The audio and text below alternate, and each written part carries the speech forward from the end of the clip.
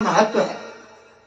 शास्त्रों में बतलाया गया है कि अकारं चाप्युकारं च मकारं च प्रजापति ब्रह्मा विष्णुश्च रुद्रश्च इत्यादि देवतात्रयः। अ उ और म अर्धमात्रा भी है, तो इन तीनों अक्षरों से बना हुआ यह ओम ब्रह्मा विष्णु और महेश स्वरूप है। उससे भी पहले ये तीनों जो व्याहृतियां हैं भूर्भुवः स्वः, इनका भी सारभूत जो है वो ओम ही है। और तब ब्रह्मा के तब से सिद्ध हुए ये ओम जो है, ये उस ब्रह्मा के मुख से ही जो ओम निकला है, अर्थात ओम की उत्पत्ति हुई है। इसी कारण ओम का सब मंत्रों से पहले प्रयोग किया जाता है। कुछ मंत्र ऐसे भी होते हैं जिनमें ओम नहीं लगता, कुछ लोग लगा लेते हैं तो उसका अहित नहीं होता।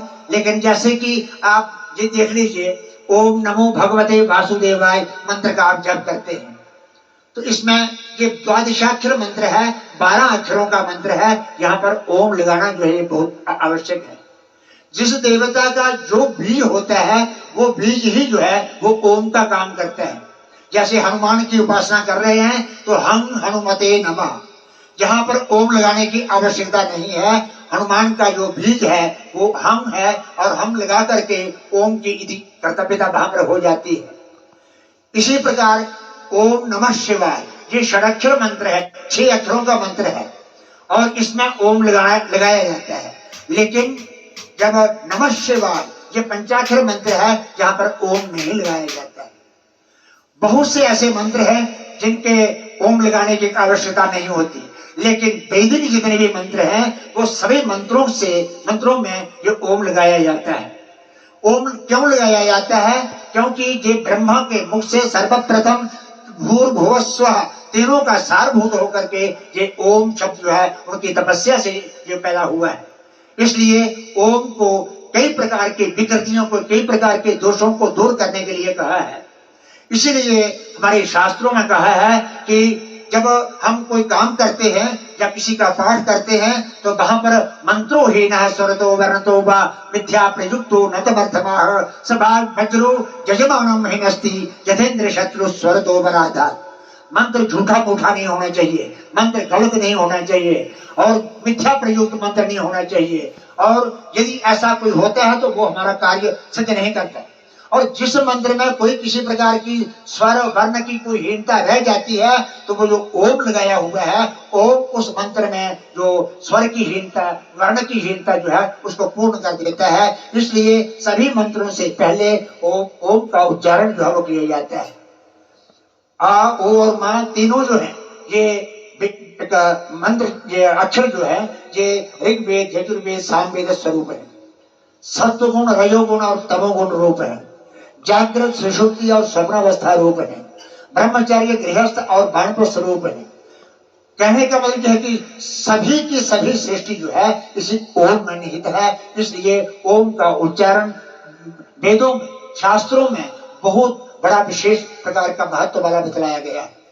अब मैं केवल संक्षिप्त रूप से आपसे ये कहूंगा कि गणेश के विषय में कहने जा रहा हूं, और गणेश जी की उपासना से क्यों हमारे कष्ट दूर होते हैं, या किस प्रकार से हमारी जो मनोविलक्षित कामनाएं जो हैं वो पूर्ण होती है, या हमारे कामों में विघ्न नहीं आते, उसका कारण क्या है?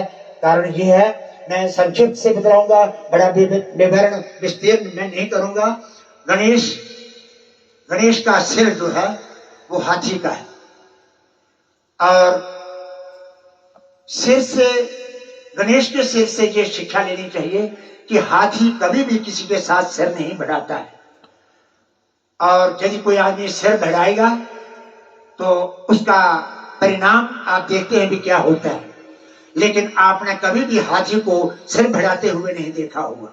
गणेश की उपासना से ये लेना है, हमें ये शिक्षा लेनी है कि हमें किसी दूसरे से कभी भी सिर नहीं बढ़ाना है, लड़ना नहीं है। एक शिक्षा ये मिल जाती है गणेश के पूजन से। उसके बाद गणेश के अर्थात हाथी के बहुत लंबे लंबे कान हैं। लंबे कान से हमें क्या शिक्षा लेनी है कि हम सब कुछ सुने। कुछ लोग होते हैं तो वो इधर से बात सुनी उधर क्या नहीं बढ़ते उधर, जिससे कि समाज में एक असमंजसता फैलती है। जो कान से सुना और वो हृदय में रखा, उसको पचाने के लिए भी हमारे पास कुछ होना चाहिए। कोई आदमी गलत भी कह देता है, कोई आदमी झूठी अफवाह भी कर देता है। इसलिए बड़े कानों से हम सब कुछ सुने, लेकिन ये बुद्धि इसीलिए दी हुई है कि जो हमने सुना है उसको विचार पूर्वक आगे उसका हम व्याख्यान करें। उसके बाद हाथी का बड़ा मस्तक है और गणेश जी का बड़ा मस्तक है।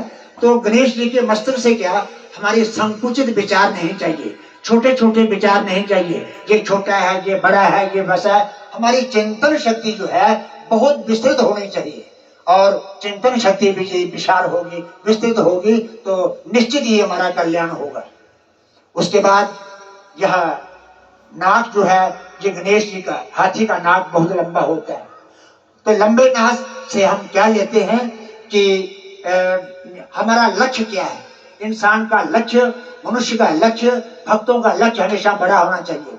आप भगवती से मांगेंगे, जितने तक भगवती देगी, जितने तक आपकी भक्ति होगी, इस प्रकार की अपनी मनोकामनाओं को पूर्ण करेंगी, लेकिन उससे भी आप बहुत बड़ा मांगिए, और बहुत बड़ा मांगने पर आपका लक्ष्य बड़ा होगा, तो निश्चित रूप से आप उन्नति की ओर अग्रसर हो जाएंगे।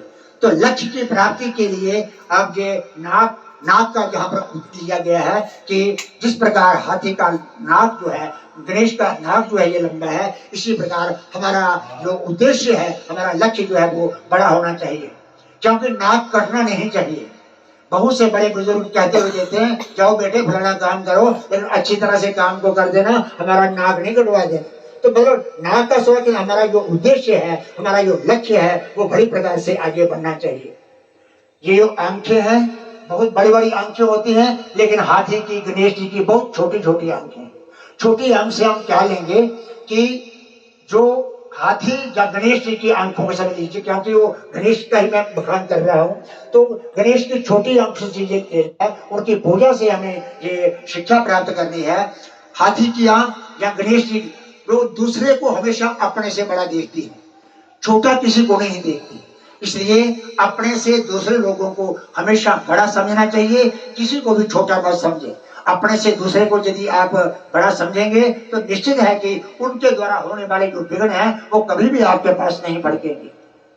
उसके बाद आगे है आप दांत। हाथी के दांत खाने को और दिखाने को और। तो उसमें क्या मतलब है कि खाने को और दिखाने को और। जिन दांतों से हमने खाना है वो तो ठीक है, लेकिन दिखाने वाले जो दांत हैं वो क्या है, कई हमारे विरोधी होते हैं। कई प्रकार के ऐसे लोग होते हैं जो जान लेने के लिए भी तुले होते हैं। जाते ही जिस समय सामने आता है, हाथ अपने दांत जरूर दिखलाइए उसको, हंसिए, और हंस करके, और वो सोचेगा कि मैं तो इसको समाप्त करने के लिए आ रहा हूँ, ये तो हंस रहा है और ये तो मेरे पर प्रसन्न है, मैं छोड़ दूंगा। उसने अपने हृदय में दूसरे का अनिष्ट करने के लिए जो कुछ सोचा हुआ होगा वो उस बात को पलट देगा और आगे नहीं होगा। सबसे बड़ी बात एक आई है, इस ये किला है, दांतों का किला है, और किले के अंदर एक चीज रहती है, क्या है, जीभ। अब जीभ जो है ये किले के अंदर क्यों रहती है? आपने कभी देखा जीभ को कुछ हुआ, कोई कष्ट हुआ, इसको किसी ने मारा, इसको कुछ नहीं हुआ? क्यों कि रहीम ने जिह्वा बामरी, कह गई स्वर्ग पताल, कहीं करीते भूतल, कहीं करीते भीतर गई, जूते खाए कपाल। जीभ गाली निकाल देती है, बहुत बुरा कह देती है, जो नहीं भी कहना हो तब भी कह देती है, और गाल निकाली और दूसरा भी गाल निकालेगा। उसके बाद ऐसे हाथ और एक दूसरे के बाल केश पकड़ करके गुत्थ मुगुथे हो जाते हैं। किसके कारण से? जीभ के कारण से। और हाथी की जीभ, गणेश भगवान की जीभ जो है, हमेशा हमें सदा के लिए, सभी जितने भी लोग हैं उनकी जीभें पीछे से लेकर आगे की ओर लपटी हुई हैं, लेकिन हाथी एक ऐसा है, गणेश जी ही एक ऐसे हैं जिनकी जीभ पीछे से लेकर आगे से पीछे की ओर लपटी हुई है। तो मतलब क्या हुआ कि अपनी जीभ पर नियंत्रण करो, जो जीभ पर आए उसी प्रकार से गाली करो, जो हम नहीं कर दें। इससे क्या होगा? इससे हमारे मनोरथ पूर्ण होंगे। अब दो चीजें और रह गई। गणेश जी का बड़ा पेट है, तो पेट इस प्रकार से, उससे हमें क्या लेना है कि जो कुछ इसमें पचाने की शक्ति चाहिए, जो कुछ हम देख रहे हैं, कर रहे हैं, सुन रहे हैं, ये नहीं है कि इसमें तत्काल उसको बातों को भगा दें और समाज में इस प्रकार की ऐसी अफवाहें चली जाएं जिससे कि लोगों में कई प्रकार की संदेह भाव पैदा हो जाए। और उसके बाद एक बात और रह गई, इतने बड़े गणेश जी और इतना सा छोटा सा चूहा उनका वाहन है, ये क्यों है? तो ये इसलिए है, चूहा बहुत चंचल होता है।